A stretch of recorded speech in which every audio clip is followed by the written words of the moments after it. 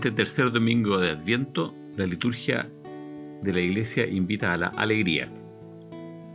Dice la antífona de entrada, que está tomada de la carta de San Pablo a los Filipenses: alégrense siempre en el Señor. Vuelvo a insistir, alégrense, pues el Señor está cerca. Y la segunda lectura de hoy, de la primera carta de San Pablo a los Tesalonicenses, dice: estén siempre alegres, den gracias a Dios en toda ocasión, no extinga la acción del Espíritu. Esto ya llama a la alegría. Y la primera lectura también habla del tema: yo desbordo de alegría en el Señor, mi alma se regocija en mi Dios. Capítulo 61 del profeta Isaías. Y como salmo se toma el Magnificat, el himno de María, el cántico de María, en que también habla del tema de la alegría. Mi alma canta la grandeza del Señor. ¿Por qué tenemos que estar alegres? Porque viene el Señor. Entonces ese es el llamado que nos hace la Iglesia, a estar alegres porque viene el Señor. Muchas veces nos preocupamos por cosas como retrocedimos en la pandemia, por ejemplo. Estábamos en fase 3, ahora estamos en fase 2. Y la gente tiende a bajonearse. Bueno, aquí el Señor también nos dice: estén alegres. Ya viene la salvación, ya se acabará la pandemia, podemos decir. Bien, ya viene el Señor vino en Navidad, hace 2020 años, y va a volver al final de los tiempos, pero vuelve siempre a acompañarnos cuando estamos tristes, cuando estamos desolados, cuando pensamos que las cosas no tienen sentido. El Señor viene a hacerse presente y nos da alegría. Al pueblo de Israel lo acompañó en su preparación a la venida del Mesías, un personaje muy importante que ya apareció el domingo pasado en la misa, en la liturgia, en el Evangelio, que es Juan el Bautista. Habíamos tomado el Evangelio de Marcos. Ahora, un Evangelio relativamente parecido, un poco más extendido, pero con los mismos temas, es la versión de San Juan. Ustedes saben que el Evangelio de San Juan comienza con un himno muy bonito, que es el himno al Verbo de Dios, al Verbo Divino, que nosotros, los de nuestra congregación, le tenemos mucho cariño, porque nuestro fundador lo apreciaba mucho, y en realidad la iglesia entera lo apreciaba mucho y lo aprecia mucho, porque es de una profundidad extraordinaria, que nos dice en el fondo que Jesús es nada menos que el Verbo de Dios hecho carne. Estas son palabras muy bonitas y muy poéticas y muy profundas.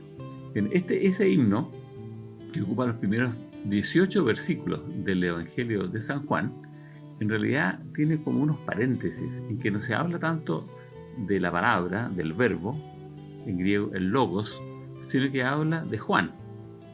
Algunos piensan que son adiciones, o que originalmente el himno no tenía alusiones a Juan, y que algún redactor puso como introducción al Evangelio de San Juan este himno que se habría rezado y cantado en la comunidad donde Juan hacía su misión, que probablemente es la ciudad de Éfeso.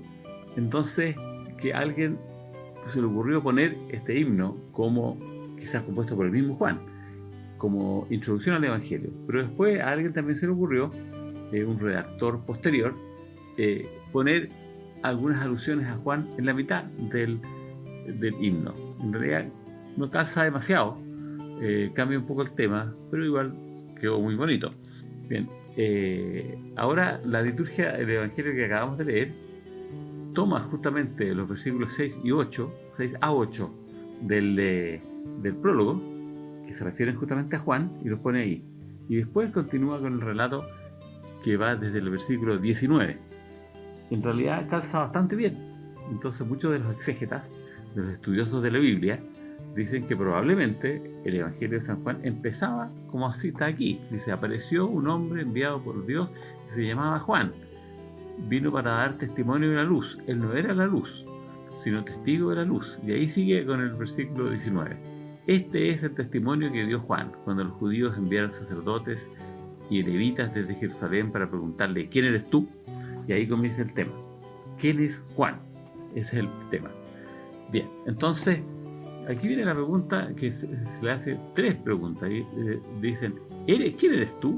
Y dice, yo no soy el Mesías, no soy el Mesías, no soy el Cristo. Es el fondo de lo que dice Juan. ¿Eres Elías? Y Juan dice, no soy Elías. ¿Eres el profeta? Tampoco.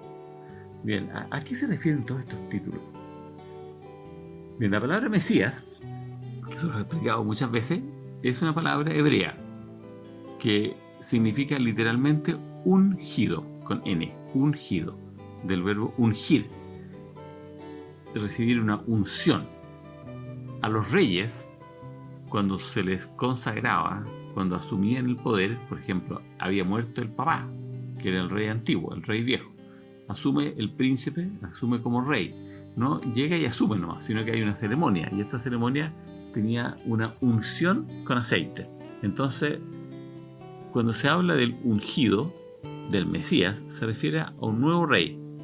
Entonces, lo que estaban esperando los judíos era un nuevo rey, que fuera un rey realmente judío, porque siempre habían estado, desde hacía 600 años, dominados por extranjeros.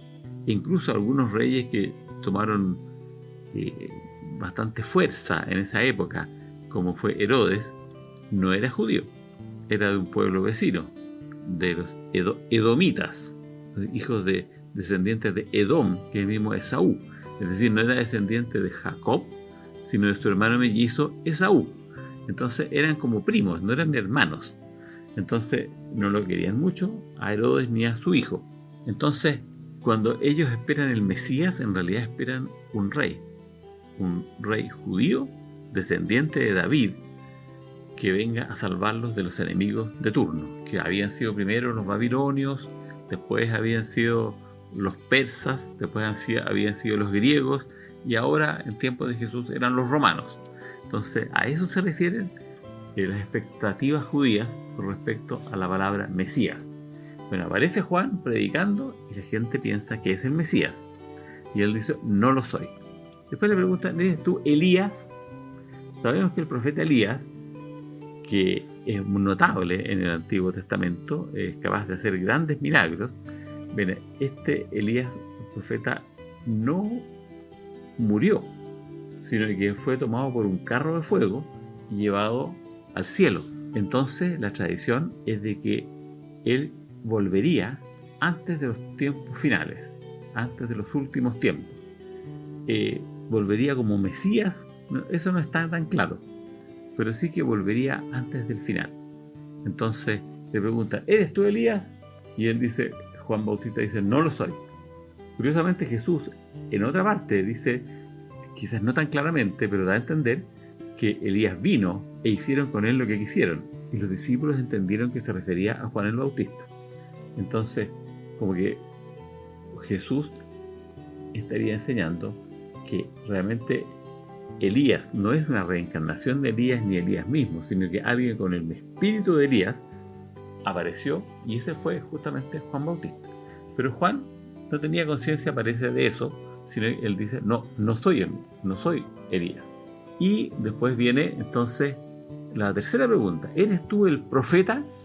Bueno, había muchos profetas. ¿A qué se refiere el profeta? No dicen un profeta.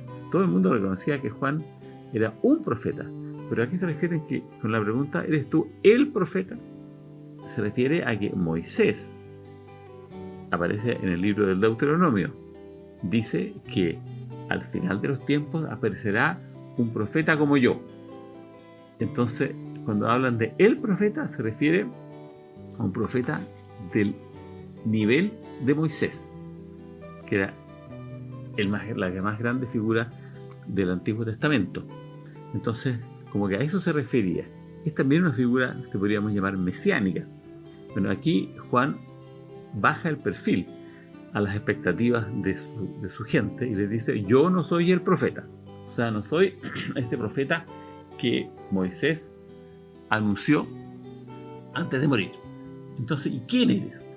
Entonces, y él dice una cosa simple, lo mismo que decía el domingo pasado en la versión de San Marcos, es, yo soy una voz que grita en el desierto, allanen el camino del Señor. Es una visión muy bonita, es una cita del profeta Isaías. San Agustín tiene una explicación muy bonita que aparece en el breviario que leemos en los sacerdotes y ahora está abierto también para los laicos, lo pueden buscar en internet. En el oficio de lecturas hay un sermón de San Agustín en que dice: Juan era la voz, Jesús era la palabra, el verbo. Entonces es una buena comparación. La palabra de Dios, lo que Dios tiene que decir, bueno, eso se hizo carne en Jesús. Jesús es la palabra de Dios. Juan es simplemente una voz. La palabra tiene un contenido, la voz es solamente un ruido, un sonido. Entonces es una linda explicación para ver la diferencia entre ser una voz y ser la palabra. Entonces le preguntan al final a Juan: ¿y por qué bautizas? Y él dice: bueno, yo bautizo con agua, pero en medio de ustedes viene alguien que yo ni siquiera soy digno de ser su esclavo. Él es el importante. En la versión del domingo pasado de San Mateo es más explícito y dice: yo bautizo con agua, pero el que viene bautizará con Espíritu Santo. Como diciendo, el que viene realmente es el Mesías, viene realmente de Dios, es el Hijo de Dios que nos va a dar el Espíritu Santo. Pero el punto es que Juan baja las expectativas de sus discípulos y de la gente diciendo: yo no soy tan importante, yo solamente vengo a preparar el camino del Señor. Estamos justamente en la época de Navidad preparando el camino del Señor. Que Juan Bautista nos ayude, y desde la próxima semana va a ser la Virgen María quien tomará el rol central en esta preparación para la venida del Señor. En el nombre del Padre, del Hijo y del Espíritu Santo. Amén.